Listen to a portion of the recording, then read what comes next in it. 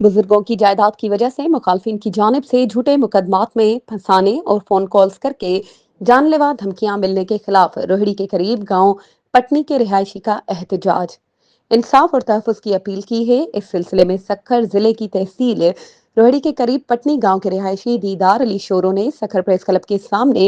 एहतजाज करते हुए मीडिया को बताया है कि आरई गांव में बुजुर्गों की जायदाद पर नवाब अली शोरो जिनसे कानूनी तनाज़ा चल रहा है, जिसकी वजह से नवाब अली, इमाम डिनो शोरो, गुलाम हैदर शोरो और उनके दीगर हिमायती इम्तियाज शेख ने सखर के मुख्तलिफ थानों पर झूठा मुकदमा करके हिरासा कर रहे हैं। 2 दिन पहले पटनी थाने पर भी झूठा मुकदमा दर्ज कराया गया था, लेकिन पुलिस ने तफ्तीश के बाद छोड़ दिया था,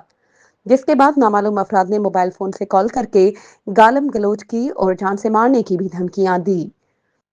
जिसकी कॉल रिकॉर्डिंग भी है। मज़कूरा अमल की पुलिस को भी इत्तला दी है, लेकिन इन फोन कॉल्स के बाद घर में परेशानी है, रातों की नींद नहीं आती और जागते रहते हैं,